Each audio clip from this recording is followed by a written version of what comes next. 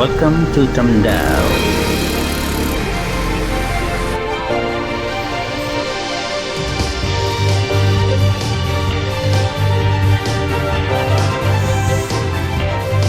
Alright mga kaibigan, going to Tamdao. First time kong punta doon and I don't know what to expect, but according to the pictures, parang ganda naman daw yung mga views doon.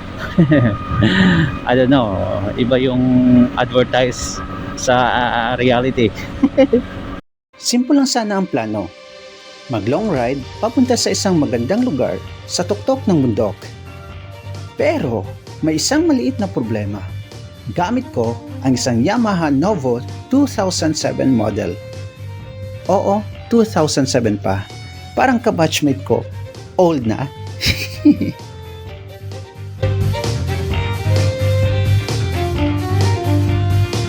It's around 60 kilometers. And I don't know kung makaya ng motor ko. This is a 2007 Novo Honda. No, Yamaha Novo. And I don't know kung makaya, but hopefully God will protect me. Since nakaya niyang 104 kilometers from Haiphong, it's a big city in Vietnam, to Hanoi. So I think makaya niya ang 60 kilometers.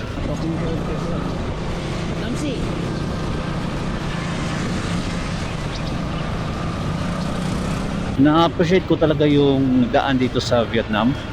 Ang lapad, tsaka ang daming mga puno. Look at that. Eco-friendly talaga sila. Ang ganda, di ba? Wow, wow, really. Gusto ko talaga yung highway nila dito. Ngayon naman, grabe, Greenwich. I really like this place.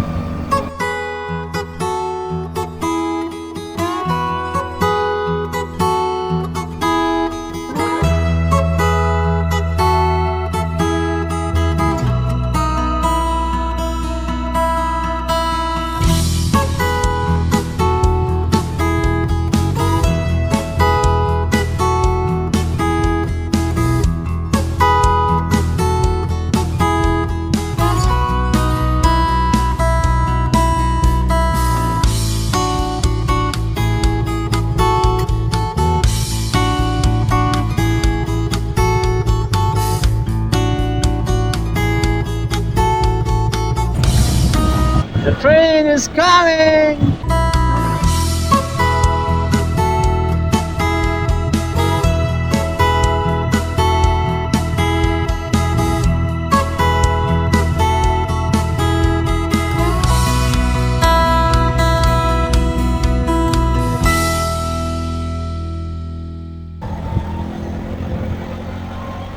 I love this place. It's like the place is pure art. The whole place.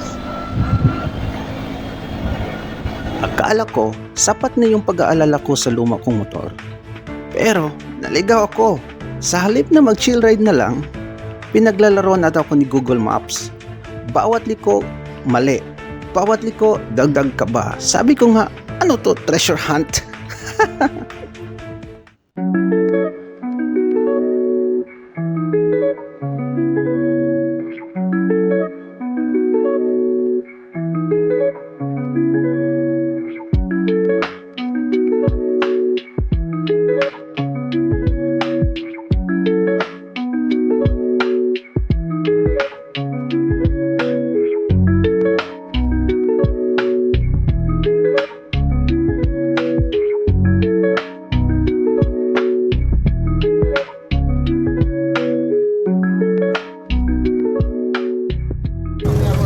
Yeah, I think we're officially at Tamdao. Pero yung ang Tamdao. So, I think aakyat kami sa mountain. Ewan ko kung makaya to ng motorsiklo natin. Sa wakas, nakita ko na rin ang paanan ng bundok. Pero habang papalapit, mas lalo akong kinabahan. Paano kung hindi kakayanin ni Lolo Bike ang akyatin? Paano kung mawalang ng hininga si Novo?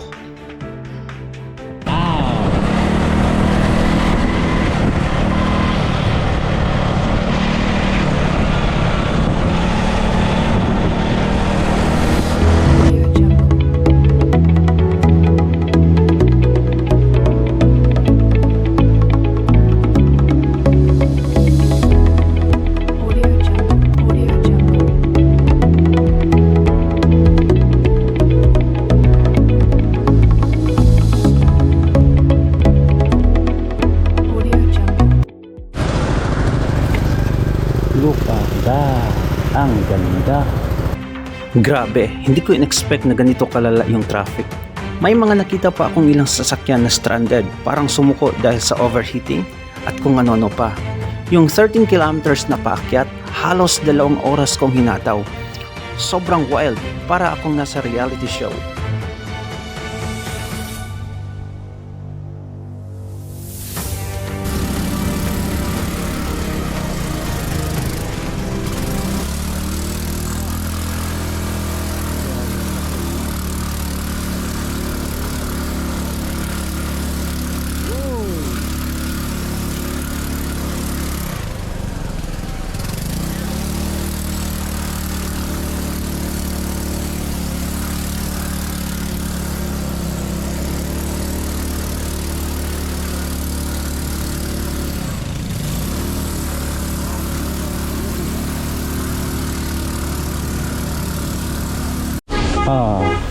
Parang hindi na makaya ng motor pataas, so I think the plan is maghanap na lang dito ng matutulugan, tapos kung meron mga view doon maganda sa taas kasi maganda din naman talaga. Na lang by foot. Pero ang pinagtataka ko is nagiging one way, wala na akong nakitang pabalik, so siguro may pabalik na daan, pero ewan ko paano to. Sa wakas, nakarating din ako sa tuktok. Pero the thing that I'm afraid the most ay nangyari. Si Novo sumuko na rin, nawala ng power. Feeling ko talaga at this moment na maiwanan ko na yung motor ko. Pero I'm hopeful na baka andar din pagkatapos ipahinga. Oh no. Oh, calm down. Oh, may pool pa doon, oh. Oh. Okay.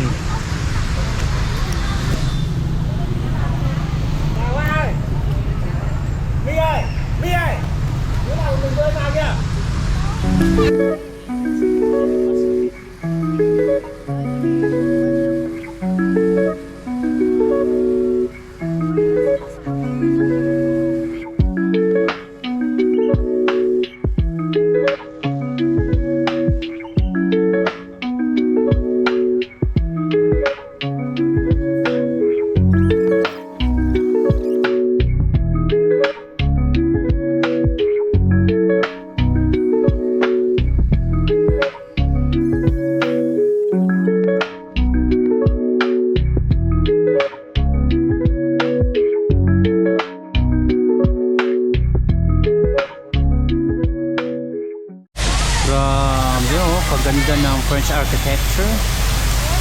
Ooh. Dapat pala dito ako nag-hotel for tonight. Look at that. In the middle of the mountains.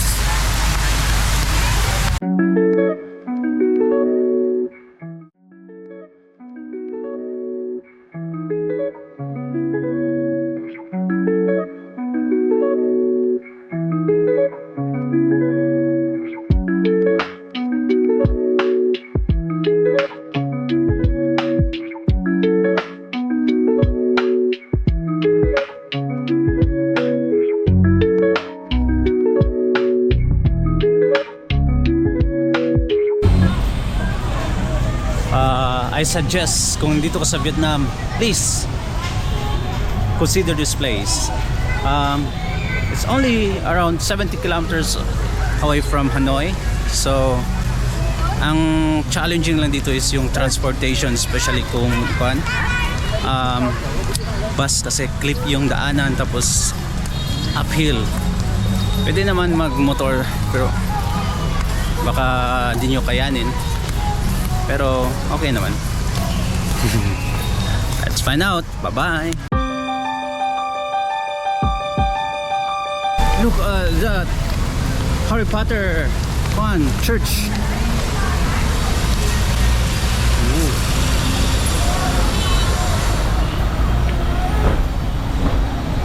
Ang maganda lang sa Sapa is yung may mga cable car, may train. Yeah, Pero dito yung ang infrastructure tsaka yung scenery is totally different.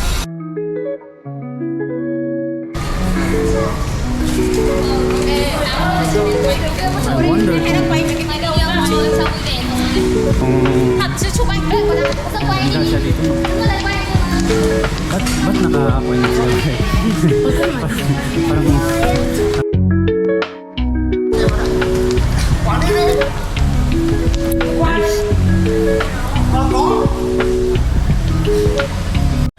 so I wonder bakit ang dami mga stop toys dito na capybara. Siguro ang national stop toy nila dito is capybara. Tingnan mo, may capybara. So cute.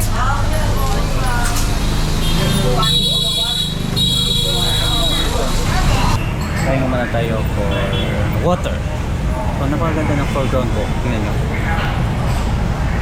Dahil palubog na ang araw at padilim na, kinailangan kong magdesisyon. I decided to stay for a night. Baka kinabukasan, haandar na si Novo.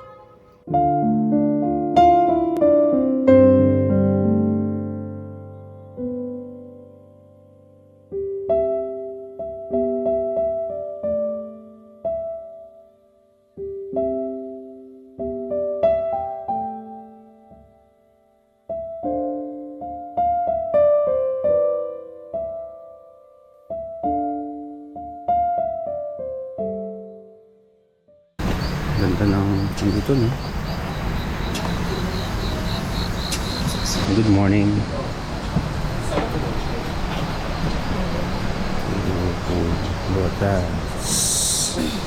Such a nice place. Kinabukasan, after the morning coffee, I checked the bike, pero wala na talaga. Unfortunately, hindi na andar yung motor namin. Yung motor ko.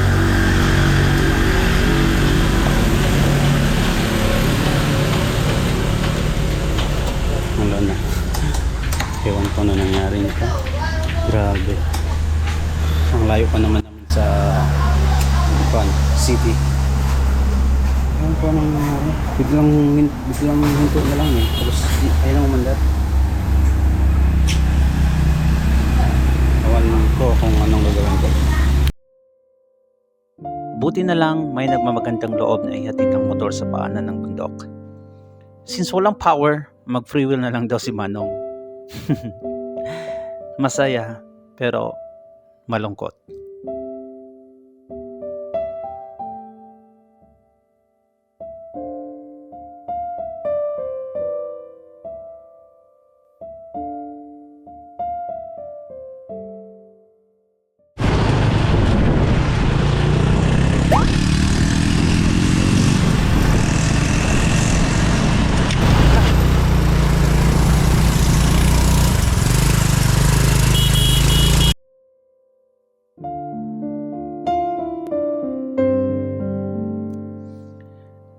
Sa huli, may nakita akong shop pero hindi pa rin alam kung ano ang problema sa motor.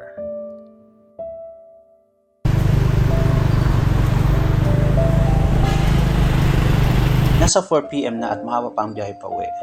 This time, I made the biggest decision of the day. Kinailangan kong ibenta na si Novo sa shop. At oo, sobrang baba ng presyo. Ang sakit. Parang iniwan ka ng jowa mo sa text na walang magandang dahilan. Ganon kasakit. Si Novo yung first love ko sa motor, kasama sa lahat ng trip. Ngayon, trip na lang siya ng ibang tao. I made the final goodbye. Naiiyak na ako ngayon. And bye-bye.